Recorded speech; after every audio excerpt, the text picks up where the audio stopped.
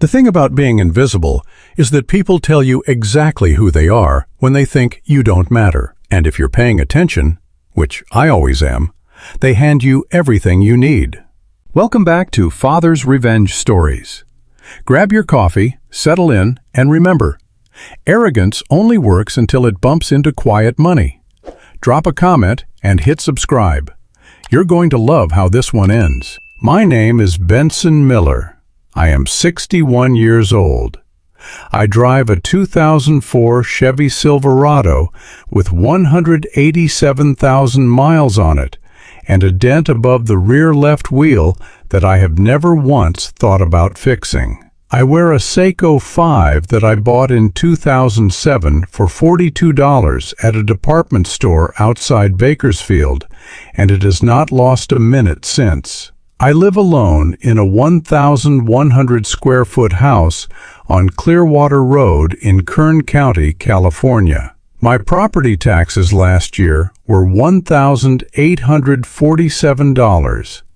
I paid them on March 3rd, the same day I have paid them every year for the last 19 years. I do not own anything that announces itself.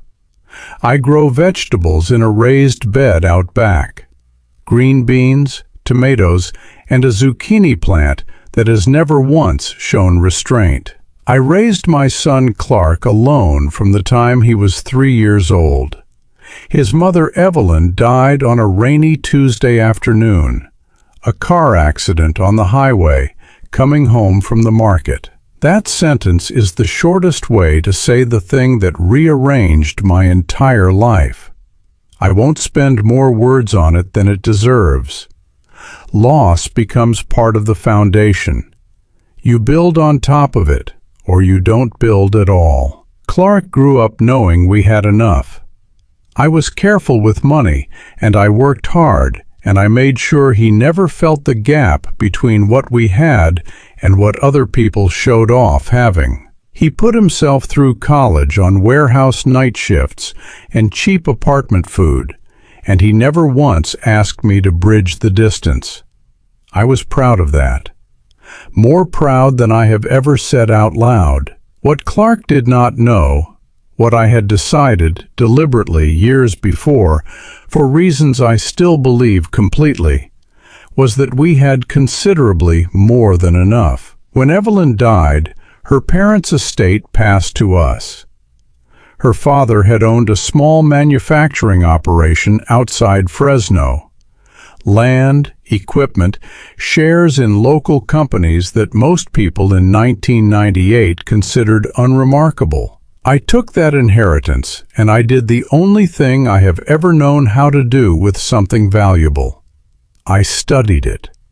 Library books on investment, financial newspapers, long nights at the kitchen table after Clark was asleep, reading annual reports under a single lamp, making notes in a spiral notebook I still have somewhere in the bottom drawer of my desk. I made mistakes early, lost badly in the dot-com collapse, sat in my Silverado in the driveway for a long time one evening in 2001 with the engine off, doing the math on what remained and what it meant. Then I went inside, made dinner, put Clark to bed, and started over.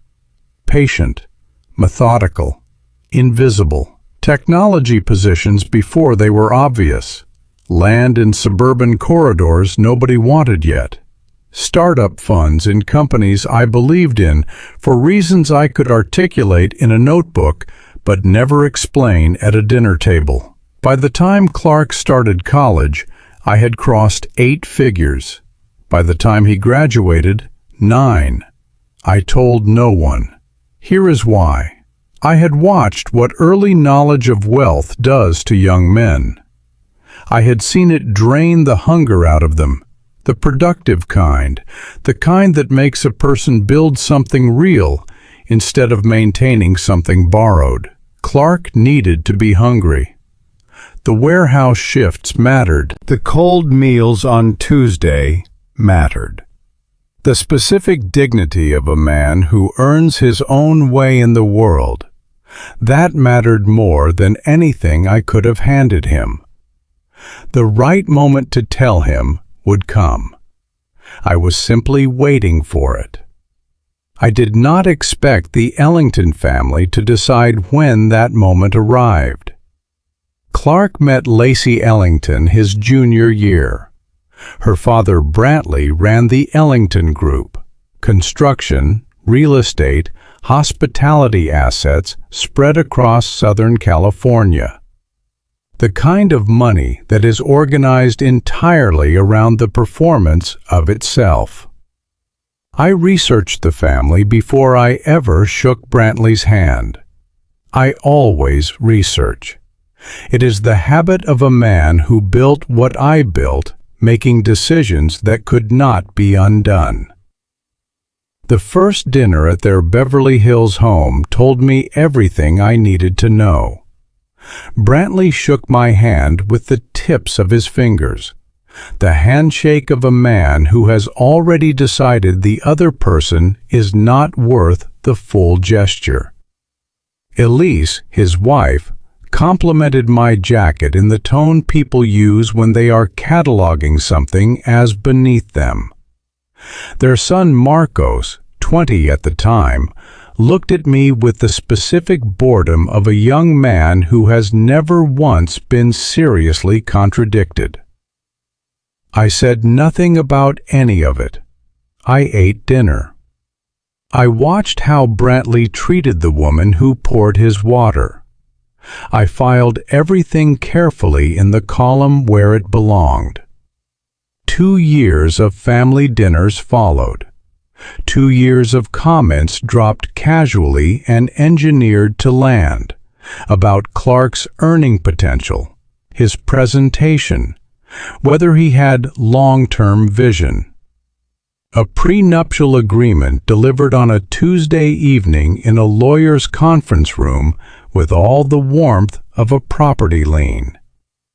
Brantley's exact words across that table: "Sign it. Prove you love my daughter for herself, not her money."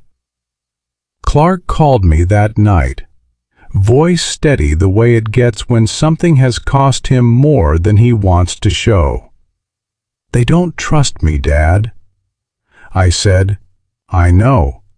Pay attention to that." He said, "I love her." I said, "I know that too." I kept my opinions where they belonged, folded, filed, unspoken. Clark was a grown man who had made a decision. My job was not to talk him out of it. My job was to watch and to be ready. The wedding was the second Saturday in October. A 5-star hotel in Los Angeles. 500 guests. Crystal chandeliers and polished floors, and a room that communicated in every possible detail that certain people belonged in it and certain people did not. I drove myself down from Kern County that morning. I wore my good suit, the one I had bought for Evelyn's funeral and worn to every important occasion in the 25 years since. It fits. It is not a new suit. I was aware that it was not a new suit, and I wore it anyway. I found the side entrance, found a corner near the back of the hall where I could see the room without being placed in the center of it. Got a glass of water from a passing tray. Watched. Politicians, executives, people whose shoes announced themselves before they crossed a room. The particular hum of 500 people performing wealth at each other. A sound I find informative in proportion to how uninteresting I find it. I stood and I watched, and I was not uncomfortable. I want to be precise about that. Uncomfortable is what happens when you are unsure of who you are. I have been sure of who I am for a long time. A cluster of women near the floral arrangements. Champagne glasses. Evening gowns. One of them looked in my direction, said something to the others. The laughter that followed was the designed kind, made to carry. I heard farm. I heard walked off a farm. I sipped my water. I said nothing. Elise Ellington appeared in my peripheral vision with her group of socialites. She said, at the precise volume of a woman who wants her audience to be broad, "My future in-laws are a little too modest, aren't they? I wonder if he's even comfortable in a place like this." More laughter. I turned slightly so it would land on my back instead of my face. A small adjustment. Nobody noticed it. That was fine. Clark found me. Jaw set the way it sets when something is wrong and he has already decided to handle it. He took my arm. "Dad, come sit with us. Family section. You shouldn't be standing back here." I told him I was fine. He told me I wasn't. We had the conversation fathers and sons have at the edges of rooms when they can't say the whole thing. I told him not to do anything. I told him this was his wedding day and I needed him to let it stay that. He looked at me and I could see exactly what was building behind his eyes, and I put my hand on his shoulder. "Clark, I need you to trust me." He thought I meant trust me to manage my own feelings about being laughed at. I let him think that. The ceremony was what it was. I sat where I was placed, slightly apart from the main family section, a placement that had not happened by accident. I watched my son get married, and I thought about Evelyn, and I thought about the raised bed in the backyard, and about compound interest, and about the particular patience of a man who learned at a kitchen table in 2001 that the only thing worse than losing everything is losing your nerve. Then came the photographs. Clark crossed the room and came to get me himself. Said, "Dad, you're standing with us," and I went because he needed me to. My shoes made a sound on the polished floor as I walked up. An honest sound. Marcos Ellington was 22 years old and had spent every one of those years being rewarded for his opinions. He looked at me standing next to his sister on that stage and he said, loudly, with full audience awareness, "Is that supposed to be a father? Looks like country trash to me, walking up here slow like a beggar." The laughter came in a wave. Started with the people who thought they were being sophisticated, rolled outward until it included the people who weren't sure why they were laughing but didn't want to be the ones who weren't. Lacey laughed. Standing in her wedding dress, holding her bouquet, she laughed at the joke about her new husband's father. Then she looked away, as if looking away made it something other than exactly what it was. I stood on that stage. I did not move. My face did what my face does when I am deciding something, which is very little from the outside. I found Clark in the room. His hands were shaking. I had never seen my son's hands shake before. This boy who had signed a prenuptial agreement in a lawyer's office without making a sound, who had eaten cheap food and worked warehouse nights and never once asked me to make his life easier, standing next to me on a stage trembling with something that was seconds away from becoming permanent. One look. I shook my head. Once. Small. What passed between us in those 3 seconds used no words. A father and a son who have lived alone together since one of them was 3 years old develop a language underneath language. What I communicated was, "I see it. I have always seen it. Trust me." What I did not say, what I stepped off that stage carrying quietly, the way I carry everything, was this. that the old man in the 25-year-old suit had been waiting for a moment like this one for a long time. And now he had it. And the Ellington family had just handed it to him themselves, in a room with 500 witnesses, without understanding for a single second what they had done. I walked back to my corner, got my water glass. Let the evening continue. If you've made it this far, do us one quick favor. Subscribe. A lot of people watch without ever doing it, but it costs you nothing and means everything to us. Thank you, genuinely. That same night, 11:47 p.m., the Silverado pointed north on the 99, 3 hours back to Kern County. I made a phone call. His name is Raymond Cho. He has managed my finances for 16 years.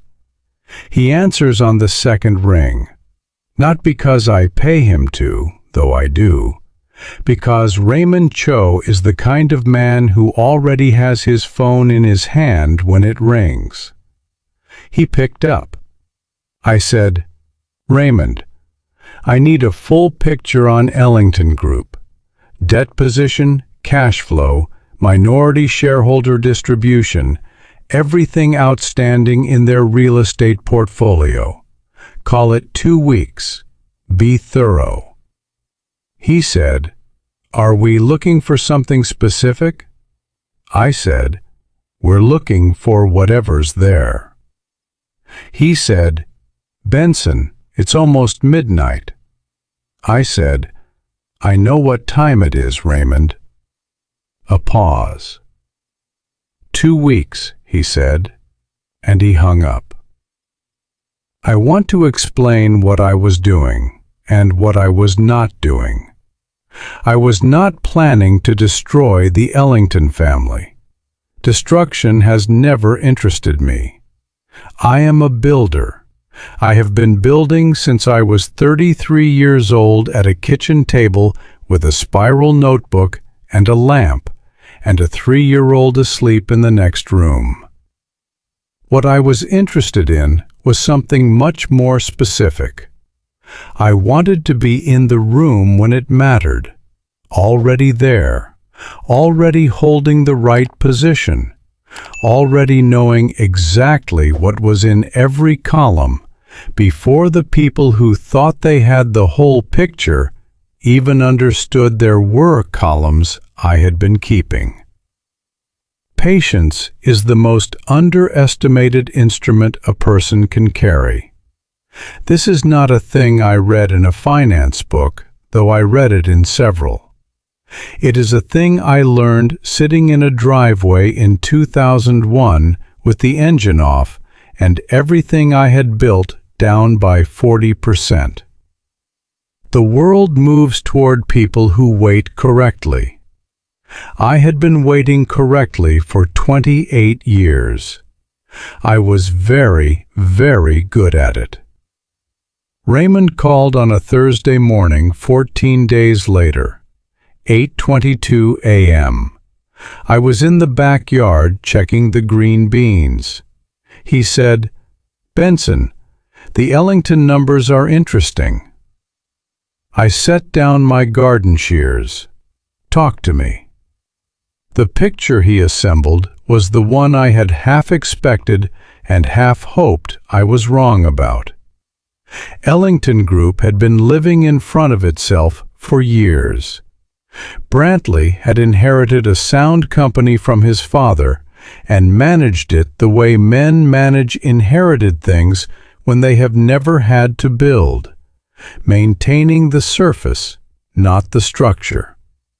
Significant debt against 3 real estate holdings, a commercial development in San Diego that was 19 months behind schedule and $14 million over budget with no clear resolution path, and 2 minority shareholders, a retired contractor named D'Souza with 6%, and a small investment group with 5, who had been trying to exit their positions for 7 months with no takers, because anyone who read the actual balance sheet understood the gap between how this company appeared and what it actually was. I said, "Raymond, acquire both positions. Standard anonymous structure, Delaware, no traces, no timeline pressure. Do it right." He said, "If the trajectory holds, minority becomes something much more significant within 12 months. I said, "I know what the trajectory is, Raymond. That's why I'm calling you at 8:22 in the morning." He laughed, the short laugh of a man who has worked with someone long enough to know when not to ask more questions. "I'll have the structure ready by Monday," he said. 4 months.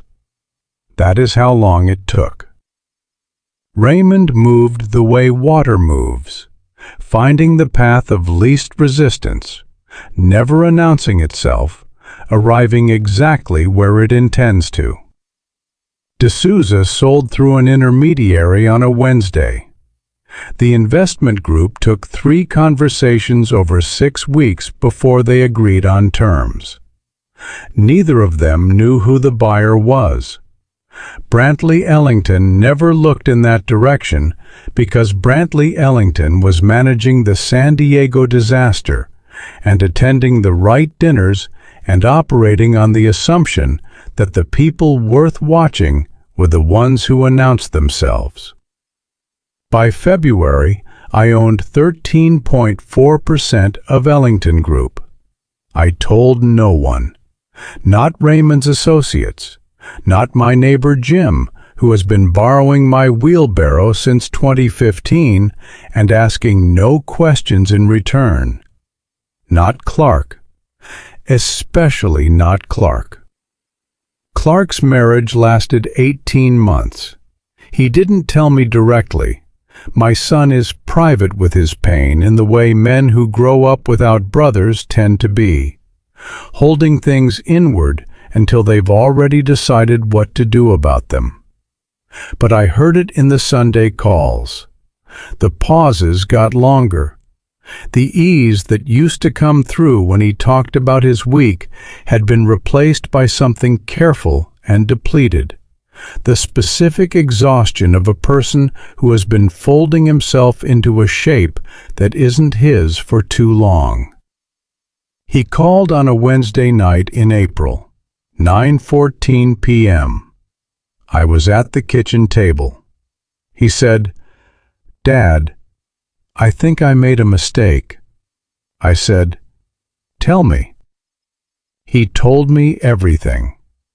18 months of being managed by a family that had decided who he was before he walked through their door.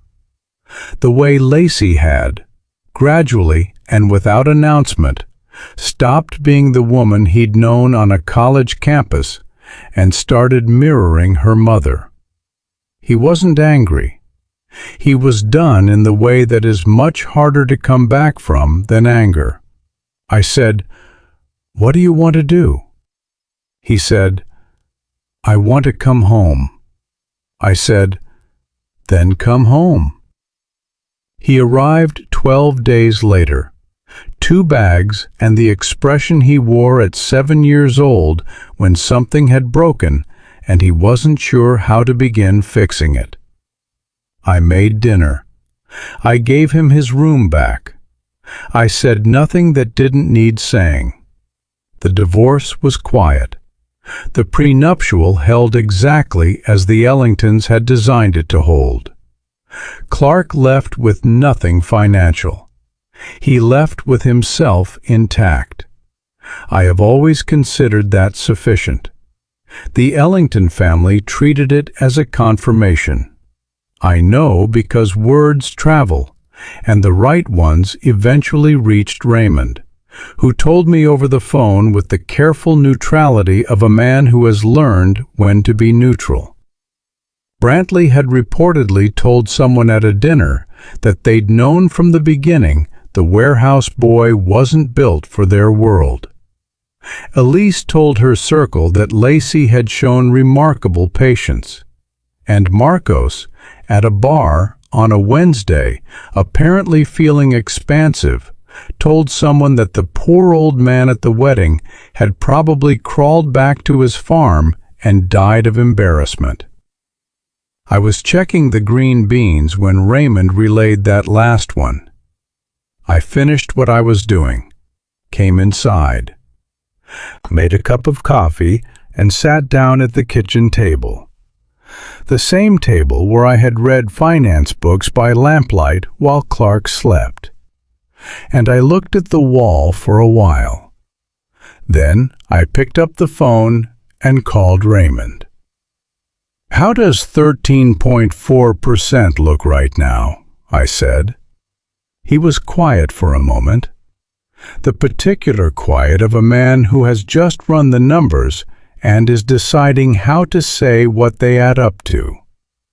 "Benson," he said finally, "the San Diego project filed for default extension this morning. Brantley is in conversations with his primary lenders. He has 60 days before the board loses confidence. The two independent members are already talking." I said, "Raymond, how does 13.4% look right now?" Another pause. Then quietly, "It looks like the whole game." If you've been listening for a while and want stories like this to keep coming, it really helps if you hit that like button and subscribe. 97% of people never do, but it's what keeps this whole thing running. So thank you, for real. I did not call a press conference. I did not arrange a reveal. I am 61 years old, and I have never once needed a room full of witnesses to know what I've done.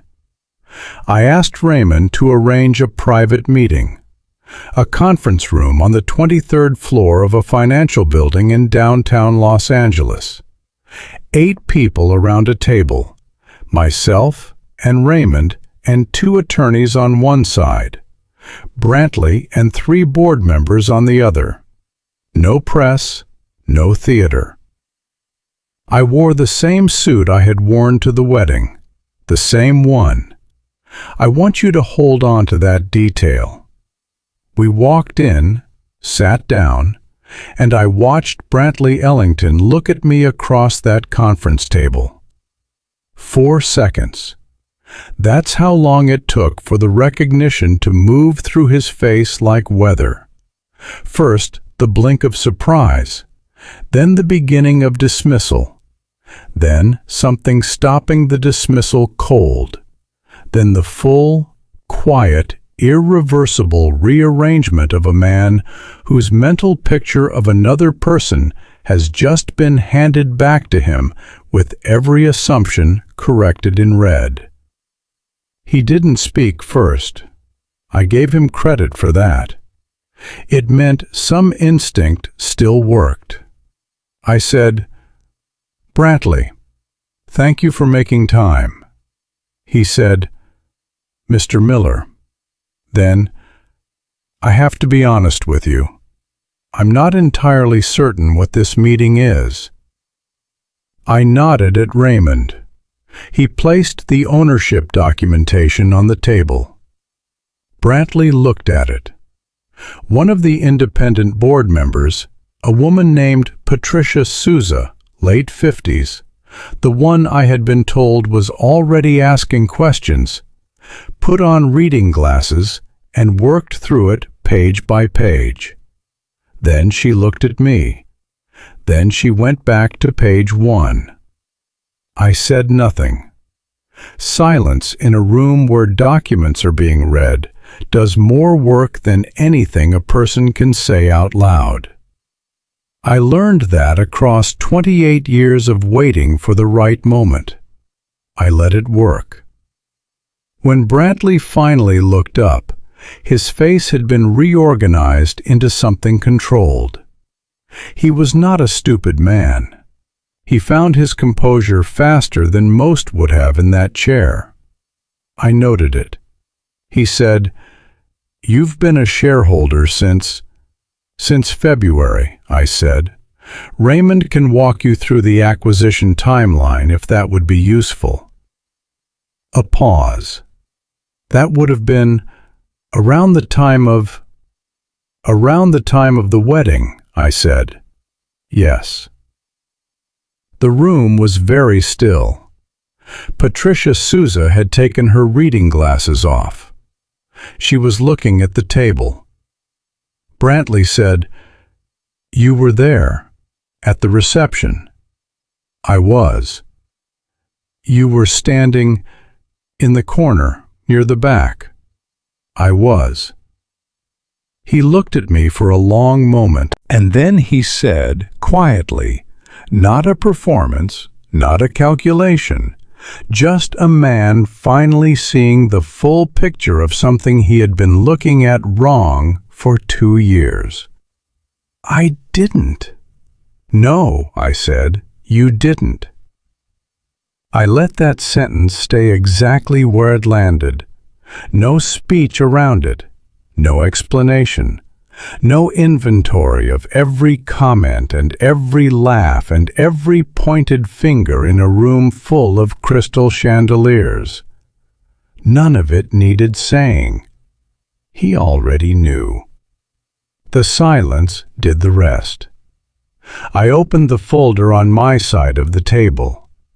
"My fund is prepared to provide a bridge facility that resolves your immediate position," I said.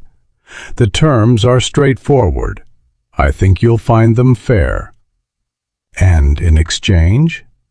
"1 board seat," I said. "Non-executive. Standard oversight provisions." He picked up the folder, set it down, picked it up again. Patricia Souza was watching him. The other 2 board members were watching him.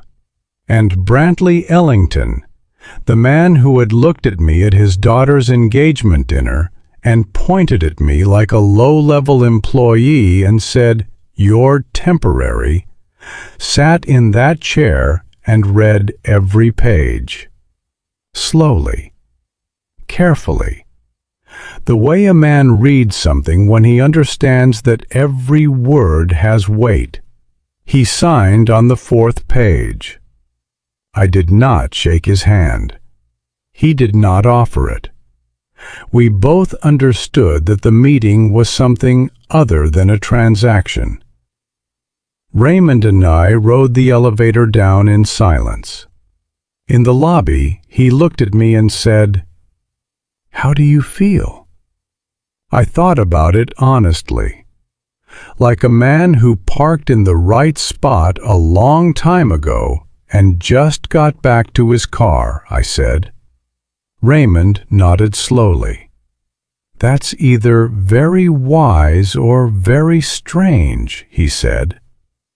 "Probably both," I said. We walked out into the Los Angeles afternoon. Now, let me tell you what happened after. Not everything. Some of it belongs to other people. But the part that matters. Brantley Ellington never told his family where the bridge capital came from. I know this because Clark mentioned once, months later, that Lacey had said something about her father securing new financing, that the San Diego situation was being managed. She seemed relieved. She didn't know from where. Clark didn't tell her because I had asked him not to. He asked me why. I said, "Because I'm not finished yet, and you don't need to carry this part." He trusted me, as he always has. Here is what I want you to understand about the shape of what happened next. Brantley Ellington now sits in board meetings where one quiet, non-executive seat is occupied by a representative of a fund that he knows, and can never publicly acknowledge, belongs to the man in the old suit who stood in the corner of his daughter's wedding while his son called that man country trash from a stage. He knows it every time he opens a quarterly report.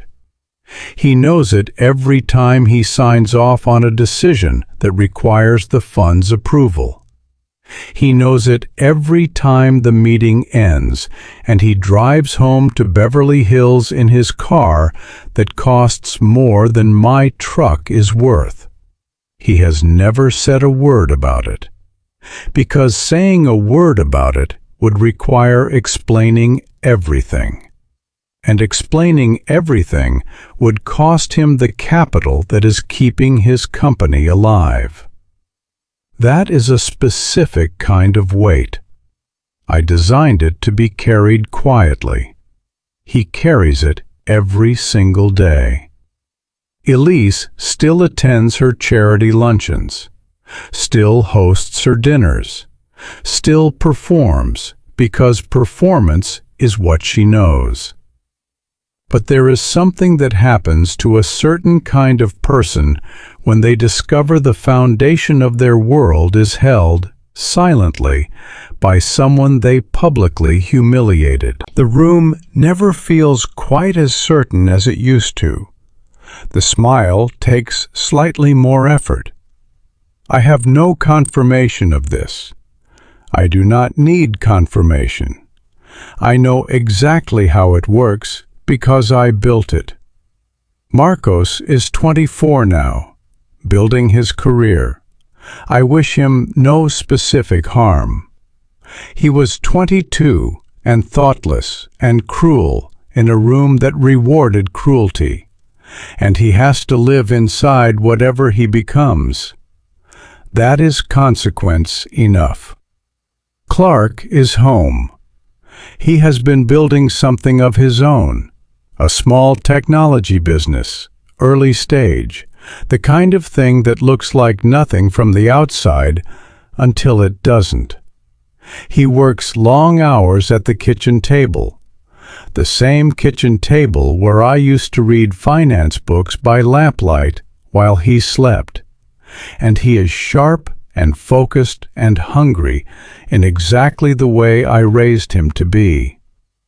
He does not know about any of this, not the Ellington position, not Raymond's 16 years of work, not the conference room on the 23rd floor, not the board seat.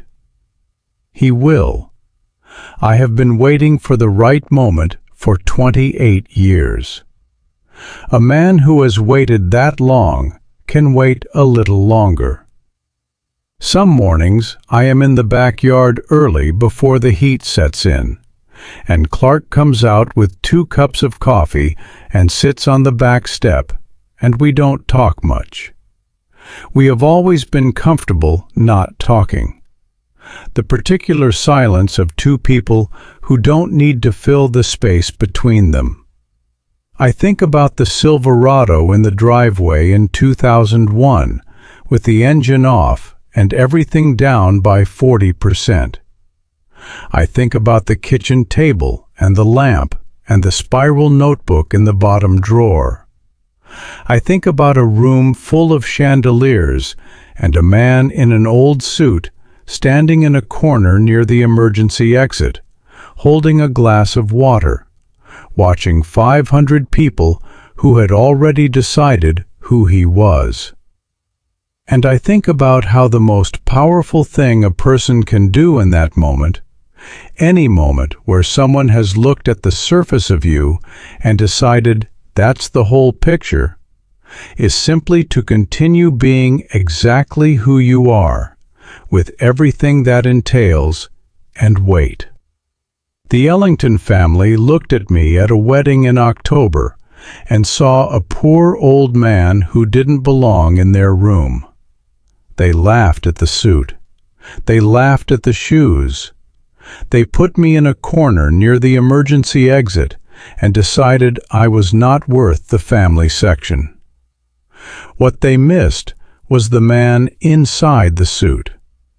The 16 years of Raymond Cho answering on the second ring. The spiral notebook. The 8:22 a.m. phone calls. The 13.4% sitting quietly in a Delaware shell company, while Marcos Ellington told a bar that I had probably died of embarrassment. The best revenge I know is not a scene. It is not a speech in front of 500 people. It is not a moment where someone's face collapses and a room full of witnesses turns to look. It is a conference room on the 23rd floor where a man signs his name on the 4th page of a document and understands fully and permanently and in complete silence exactly how wrong he was. That is the whole picture. And it was always going to be mine. I went home that evening, made dinner. Clark was at the kitchen table working. The Silverado was in the driveway with 187,000 miles on it, and the dent above the rear left wheel that I have never once thought about fixing. Some things don't need fixing. They just need to be exactly what they are, in exactly the right place, at exactly the right time. If you like this story, join our community by hitting that like button and subscribing for more real, raw, and family-centered stories. And as always, thank you for being a part of this sphere.